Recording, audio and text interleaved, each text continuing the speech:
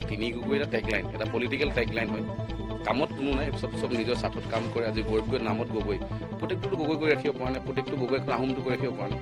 যদি গৌৰৱ গগৈ ইমানেই আহোমক ভাল পাইছিল, প্ৰত্যেকটোক কিয় আহোম কৰি নাৰাখিলে, কিয় ব্ৰিটিছ কৰি দিলে? আমাৰ আহোম ৰাইজে কি বিচাৰিছিলে যে গৌৰৱ গগৈ যেনেকৈ তৰুণ গগৈৰ পুত্ৰ গৌৰৱ গগৈ আজি অসমৰ ৰাইজৰ কাৰণে কামটো আগবাঢ়ি গৈছে। গৌৰৱ গগৈৰ পুত্ৰটো অসমৰ কাৰণে কাম কৰিব লাগিছিল যদি বিচাৰে। তেখেতৰ পুত্ৰটো লণ্ডন পঠাই দিলে, ব্ৰিটিছ নাগৰিক কৰি পঢ়িব পঠাই নাগৰিক কৰি দিলে। এইবিলাক আমাৰ প্ৰশ্ন যে যদি কোনোবাই ইমানে অসমক ভাল পায়, গগৈ যদি অসমক ভাল পায়, নিজৰ ল'ৰাটোক কিয় ব্ৰিটিছ কৰে? আমি কোনোবাই ব্ৰিটিছ জন্ম আমি এইটোৱে ক'ব লাগে যে ঠিক আছে ঘৈণীয়েক ব্ৰিটিছ গৰাকী বিয়া পাতি আমি আহোম কৰাইছোঁ, এইটো গৌৰৱৰ কথা হ'ব লাগে। আমি 100 বছৰ গোলামী, ইমান বছৰ গোলামী খাটিলোঁ ব্ৰিটিছৰ, তো ব্ৰিটিছক আমি অসমীয়া কৰি দিলোঁ বা নিজে আকৌ ব্ৰিটিছে হৈ গৈছে।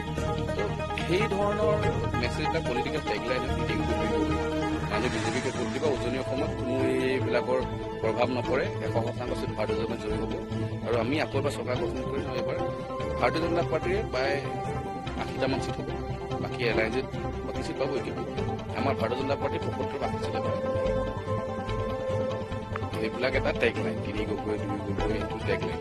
মানুহে সকলোৱে গম পায় যে আহোম সমাজখনৰ কাৰণে কোনে কাম কৰিছে। মুখ্যমন্ত্ৰী ডাঙৰীয়া যদিও এজন মানে ধৰ্মমতে ধৰ্মালিখি যদি বামুণ মানুহ হয়, তেখেতৰ কাৰ্যকলাপ বা তেখেতৰ নেতৃত্বত যিমান আহোম মানুহৰ কাৰণে কাম কৰি হোৱা নাছিল।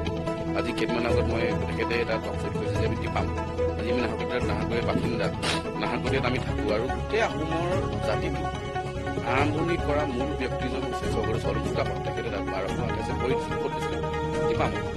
সেই 1228 টিপামত আজিলৈকে একো এটা তেখেতৰ এক্টিং এটা নাই বা কিবা এটাও নাই। দুখন লোহৰ বেঞ্চ আছে, কিন্তু সেই টিপামত আমাৰ চৰকাৰ উদ্যোগত মুখ্যমন্ত্ৰী ডাঙৰ হিমন্ত বিশ্ব ডাঙৰ নেতৃত্বত আজি তাত প্ৰায় 15 কোটি টকা এটা প্ৰকল্প হৈছে।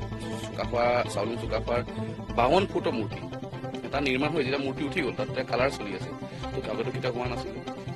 লাচিতৰ কথা আমি কওঁ, আজি লাচিতক বিশ্ব দৰবাৰত লৈ গৈছে প্ৰধানমন্ত্ৰীয়ে। আজি লাচিতৰ মূৰ্তি উন্মোচন কৰিছে। লাচিতৰ দিল্লীত আমি 100 বছৰ জয়ন্তী উদযাপন কৰিছোঁ, আগতে হোৱা নাছিল। চৰাইদেউ মৈদাম ইউনেস্কো হেৰিটেজ বৰ্ড চেণ্টাৰ আগতে হোৱা নাছিল। মই ভাবোঁ চাউচেৰেং কিমান হৈ গ'ল আজিলৈ, আগতেতো হোৱা নাছিল।